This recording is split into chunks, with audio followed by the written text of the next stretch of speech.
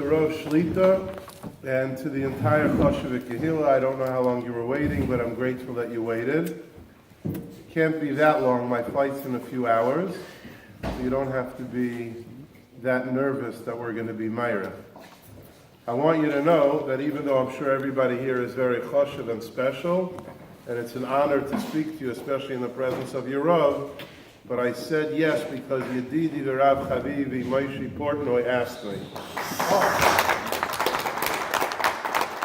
So if you get any chizuk, it's a credit to him.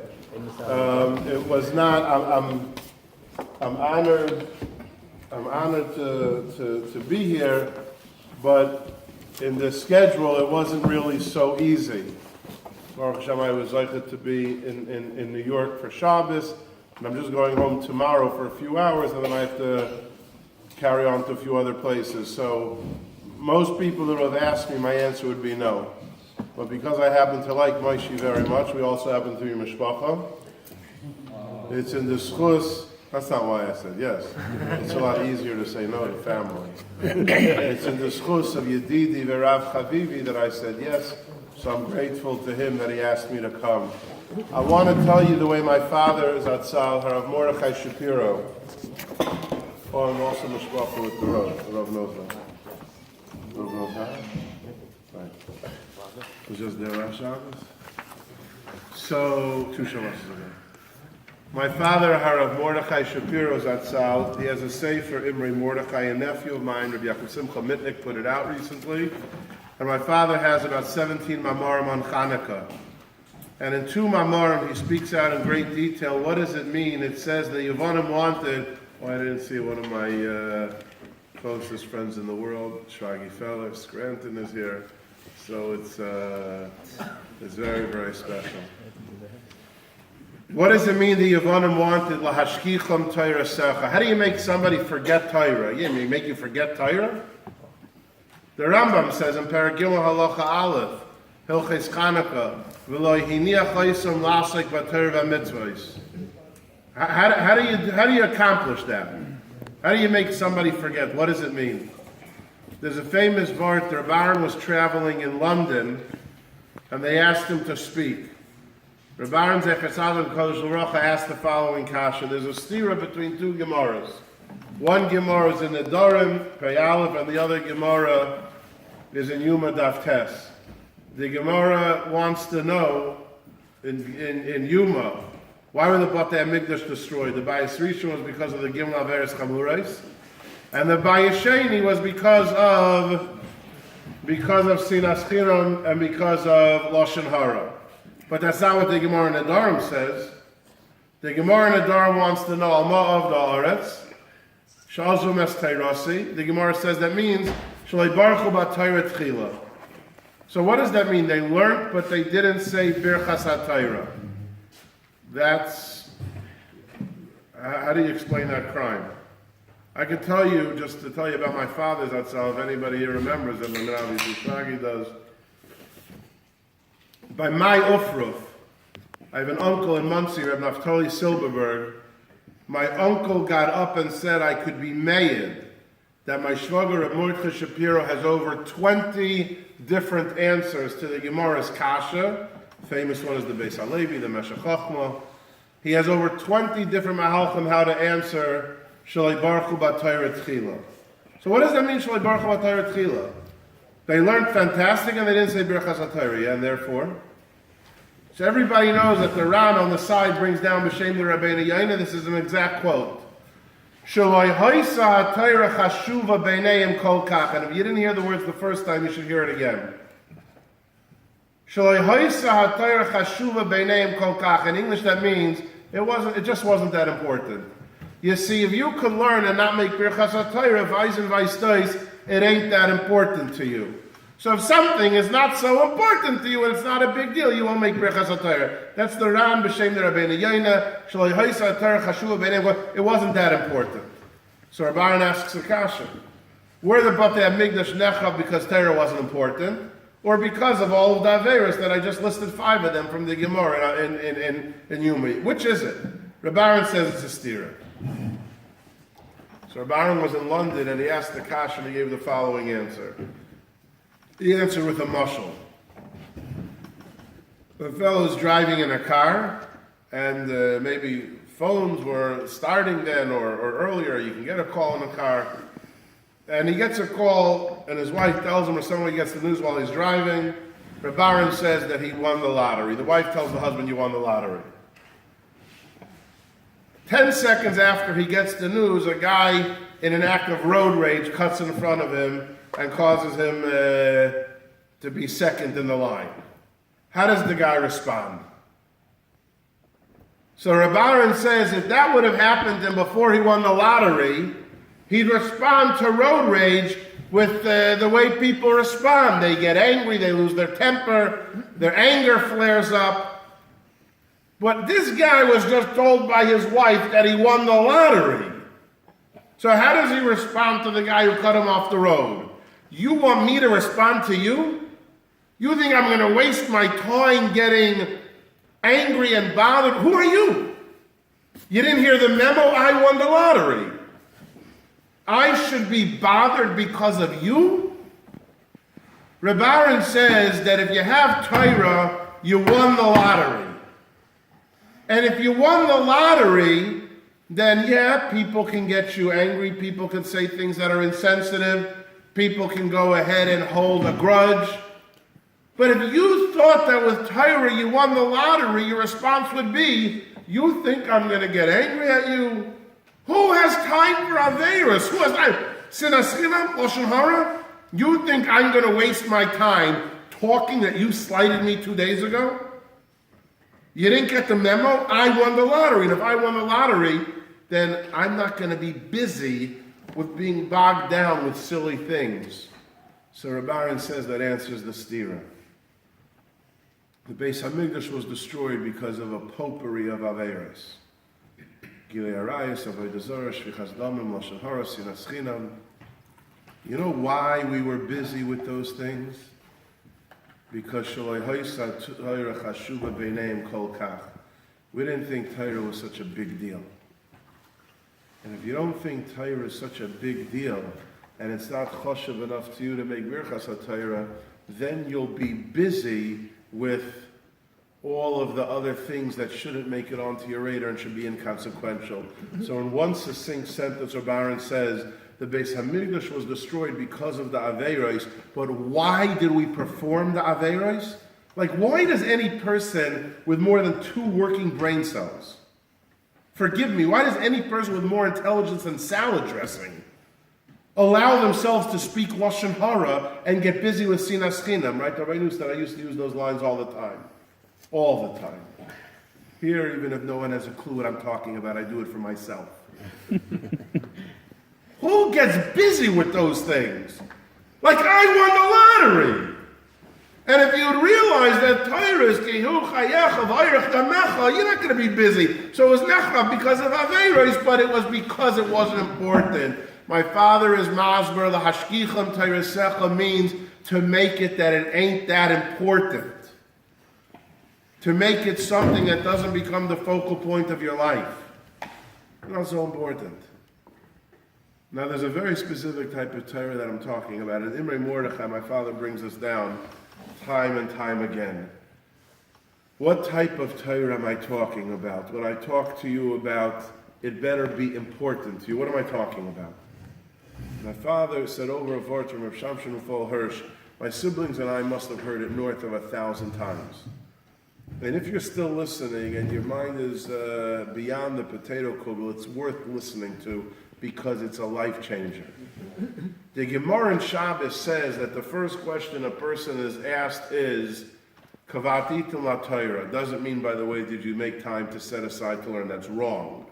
Ki Yadua, the Mefarshim bring down Chaim Volozhiner says, the Navi says, Kavatis on the word Hayikba, did you steal time? Because anybody who thinks they're going to set aside time, they'll live 120 years, they'll die without ever setting it aside. And I can tell you, you got to steal it, because if we don't steal it, it ain't going to happen. So what's the lashon of Kavata Itim LaTorah? Rav Shamshon Ufol Hirsch says like this. The first question the Rebbeinu Shalom is going to ask you is, and this is the way he teaches it, Rav Shamshon Ufol Hirsch. He says, Kavati item la Torah means, were you koveya to eat them the times that you lived in, la Torah, to fit my Torah, or kavata Torah le'itim? Did you take the Torah and modify it and water it down and dilute it to fit your lifestyle? Now I want to tell you something, why it's important to listen. I tell my kids all the time, and I don't know if, I hope don't send this to them because they don't need to hear it, but I tell it to them. I don't care how they do on tests. They study. Two things I tell them. Just sign your name, or maybe they don't do so well they shouldn't. But I tell them, don't get the first question wrong. Who wants to get the first question wrong? A person feels like a loser when they get the first question wrong. Reb Shamshon of Hirsch says that the first question a person is going to be asked is, Kavata item la Torah. When my father would speak about this, he would mamish roar. The Rebbeinu Shalom is going to ask you, did you set the times and the way you lived to fit his Torah? Or did you take the Torah and water it down warm and fuzzy to fit your lifestyle? People have a lot of excuses. You don't know where I lived? You don't know the block that I was put on and who my friends are? I mean, this is the job that I was given in the city. Or this is the school my parents sent me to. People are very good at saying that because of my friends and because of my family and because of the weather and I'm allowed to do this, and they are koveya the Torah, they water it down and modify it and dilute it to fit their lifestyle. The Rebbeinu Shalom says, don't get out at the first question. Kavata item la Torah means take the way you live and raise it to the Torah, but don't cut and modify the Torah to fit your lifestyle. Now, I'm not speaking to anybody in Lakewood Iraq Kodesh. I'm only talking to myself, and I invite people to listen from time to time. There are oodles and oodles of people who will take the Torah and change it and modify it. This law is so antiquated, it's so outdated, it's not something that the Gedolim couldn't have meant this today.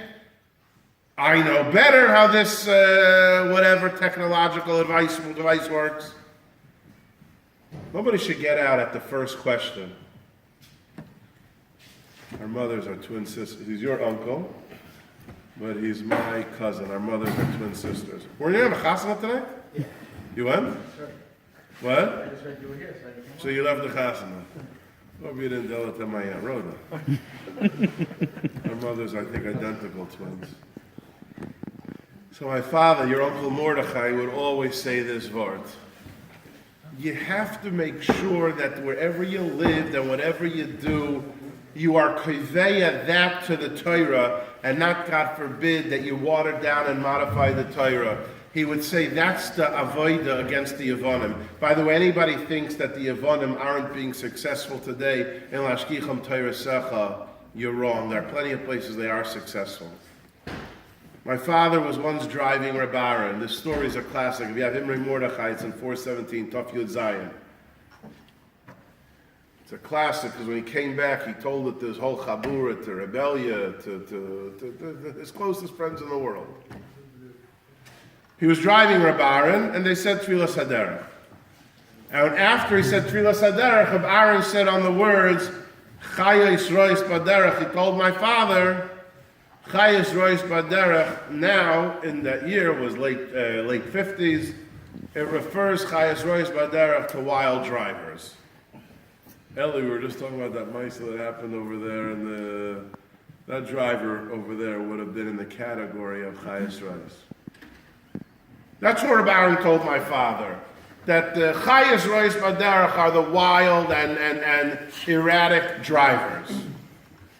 So when my father got out of the car, he went over to his closest Chabura, the people who became the Gedolei Yisrael, and said, what do you think Reb Aaron was saying a vitz? You think he was saying a funny line? The early Talmidim of Reb Aaron, no, that's not what Reb Aaron did. If Reb Aaron said something, then he wanted a Talmud to learn pshat in the Maisa and not say, oh, that was a cute line.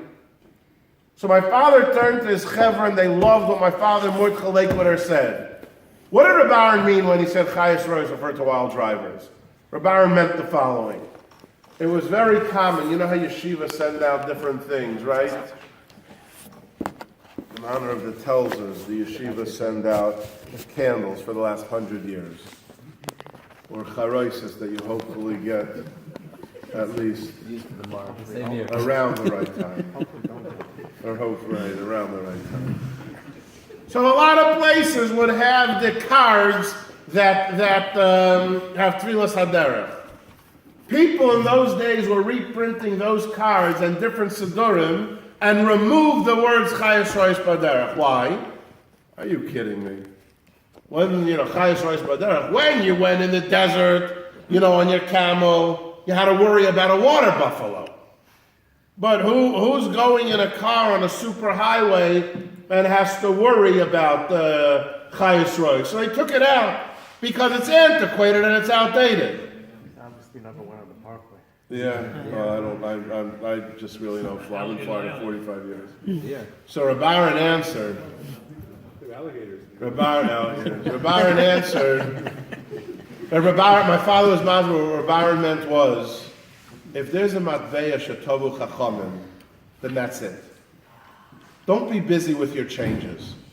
If the chachamim said that the right nusach for Tfilas Haderech is Chayes Rois Baderech, it's not your job to remove it. It's your job to decide, all right, in the year 1960, what and who are the Chayes Rois? To which Rabbi Ephraim answered, wild drivers. That's a pshat in a maisa. And the Chevra loved my father's interpretation. To remove the words because it's antiquated is being kaveh Torah to fit your lifestyle. And only losers get out on the first question. But if a person would realize, a person who puts in effort, I don't want to if a person gets out on the first question, they should think, oh, Shapiro labeled me or stigmatized me. No. But if a person would realize that you have to take the Torah to fit your lifestyle, Mamela, Rabbi Ephraim said, Chayes Rois are in. Now you have to decide what Chayes Rois are in the year 1960 or 2016. That's yours to decide. My father would say the watering down of Torah was the Hashkicham Torah Secha.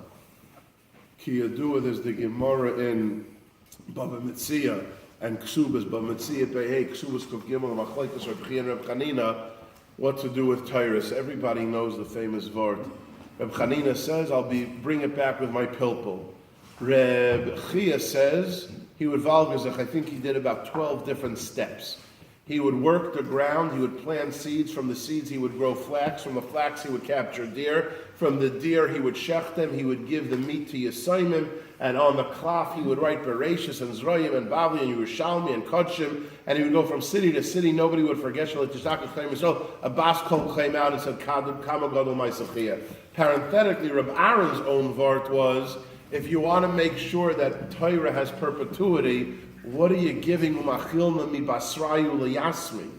What difference does it make what you do with the basra? Have a barbecue, put it in your freezer for a rainy day. What do you have to be umachilna mi basrayu liyasmi? So Kiyadua, Rabbi Ephraim said, because umachilna mi basrayu liyasmi is chesed, and if you don't have chesed, you don't have the rain kind of Torah. You don't have perfect Torah. That was Rabbi Aaron's word. But when Rabbi Ephraim said the word, he used to quote the Vilna Gaon, and my father brings us down in the Maimar and Chanukah. The Vilna Gaon wondered, why do you have to valgazach with the 12 steps? Work the ground and prune the ground and plant the seeds and water the seeds and grow the flax. Go to Walgreens, buy a stack of paper, get yourself a nice big pen, write it down, and go from city to city. What do you got to be busy with 12 steps for? So Rabbi Aaron said from the Vilna Gaon, because, and I'm going to actually use my father's lashon, it was an impeccable English lashon that my father would say. My father would say, in order for Torah to have nitzchias, it has to be shemen zayazach, it has to be pure. Bili shmarim, without sediments and impediments. My father's actual lashon was from the very embryonic stages, meaning from the beginning. You can't go to Walgreens and buy paper and put it through the fax machine. If you want Torah to have nitzchias, it's got to be pure.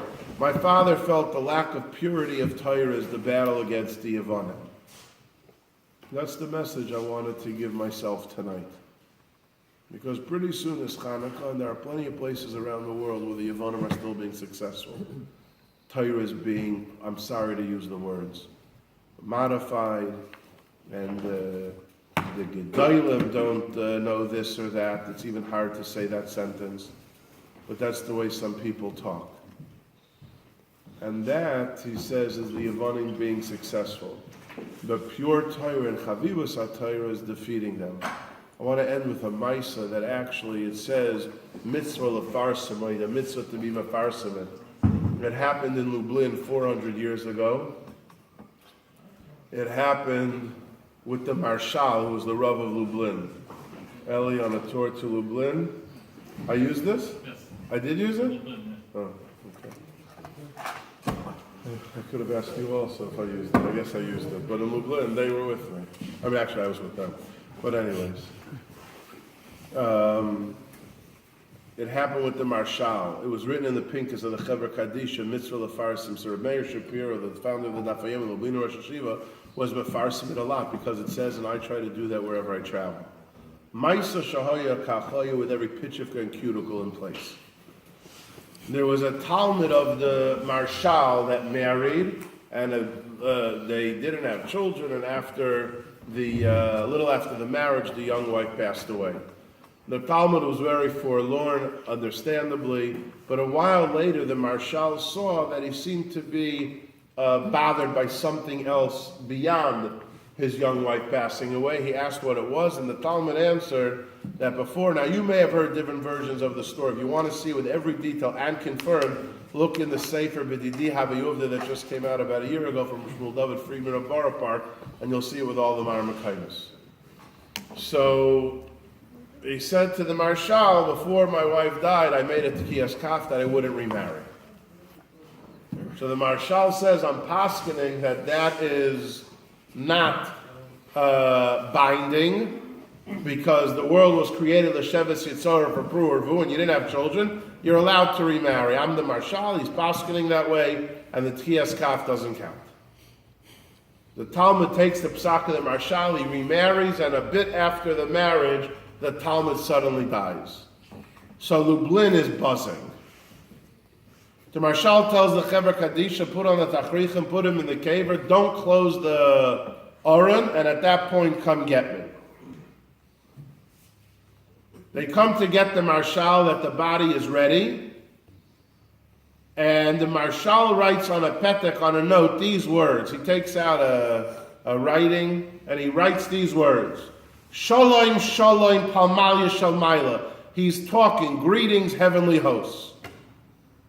Gozrani aleichem, I am decreeing, b'koyach ha-Torah, with the power of Torah, shes tachziru talmidei alai, you give me back my Talmud. He said, put it in the Talmud's hand and leave the cemetery. They put it in his hand and they left the cemetery, and a little while later the Talmud woke up.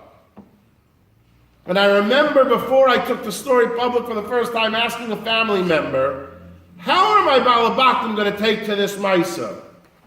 Because it doesn't mean like they almost, and if. He said clear and straight, there's a power in Torah, give me back my Talmud. And you know what? All the balabatim got the story. They understood it. There's a power to Torah that whether you and I understand, it's irrelevant, it exists. And you better know that it exists. So the Talmud wakes up. He goes back to his house, but his wife sees the dead husband in Tachrichim. She runs to her father's house. So the Marshal said, put on regular clothing, and in the morning go to yeshiva. Goes to yeshiva, but he sits on a bench. Who wants to sit on the bench with a person who was dead the day before? So the Marshal once again takes a note and writes that Shalom, Shalom, Pamaya, Shalmaila, I am decreeing to the one in charge, the Malach, the Sar in charge of Shikha, that the people in Lublin forget the Maisa that happened. And that's what happened, so don't ask me, so how do we know the story today? That's what happened. They had children, Doiris, Yisham, Mubarachim, and many of the descendants are around the world today. They put in the Chevra Kadisha, and the Rabbi Ephraim Shapiro used to say the story often because he said it's a mitzvah lefarsim. I think the reason why it's a mitzvah lefarsim is to know that there's a power to Torah that whether you and I understand is irrelevant. I'll just be Messiah with a 60-second story that I actually just said where I spoke earlier, but it's apropos here. 100 years ago in Tsarist Russia,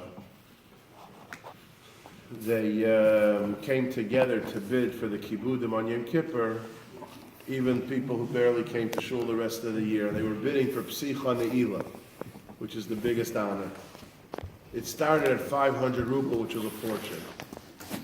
Baron Ginsburg, who was Meforsim, Rabbi Ephraim Shapiro brings this down in every detail.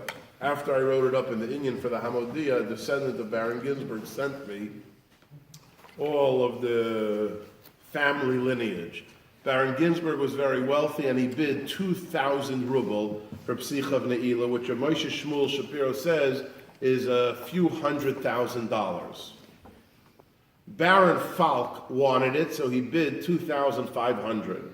That's approximately $400,000.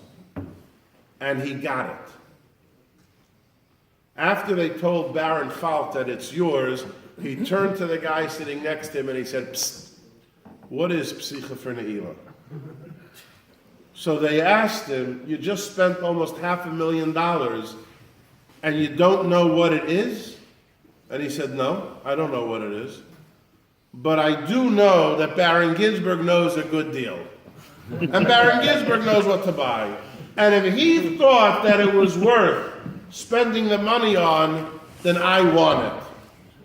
And so he turned and said, "Now that I got it, will you tell me, what is Psicha for Ne'ilah?"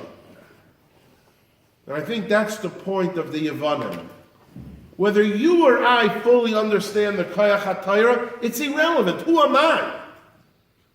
But if the Chachamim, who are the Matpeya Shetavu Chachamim, they said that Torah is Yikarahi Mipninim, and Chazal say it doesn't mean pearls, it means the Kohen Gadol Lefnai V'Lefnim on Yom Kippur, the Kodesh HaKadoshim, that Torah is even greater than that, then whether you and I understand it, it's irrelevant. There's a power out there that exists to Torah, and we better raise ourselves to it and not Chalila be Kaveya the Torah to fit our lifestyle, because that's getting the first question wrong. So I hope Be'ezras Hashem, as my father would say, when you approach Hanukkah, it wasn't a battle then, Lashkicham Teiresecha, now I could buzz out and not worry. When a person thinks that Torah today is Shleihoisa, Torah Chashuv, it's not such a big deal. I don't think I won the lottery. And when a person thinks they could water it down to fit their lifestyle because they know better, then it's the Yevanim winning all over again. I hope Be'ezras Hashem that we're Zoicha to be Kaveya Itim HaTorah, the way we live, our lifestyle, our chevra, our everything to fit the Torah. The pure Torah that the Vilna Gaon says, Shem Zai Zoch, it has to be beginning to end. The Torah that the Marshal says has the power to wake up a dead Talmud. It's not like almost, and, if, but, kind of. It happened. And Be'ezras Hashem, if we appreciate that reinkite and that purity of the Torah, like Rabbanan said, that the Torah is if it says that it's Chayes Baderech, it's now your job to figure out how does it fit the Torah, not Chalil the opposite. And Be'ezras Hashem, if we have that appreciation and that approach to the Torah, and we truly, truly feel like we won the lottery, then we should talk be Zoicha to make Lahashgicham Teiresecha and Lahiniach Chaysim Lasak B'Torah a thing of the past, and Be'ezras Hashem, the Oyer of Torah should bring the Oyer Shel Mashiach. I wish everyone talk a good week and a lichtige Chanukah.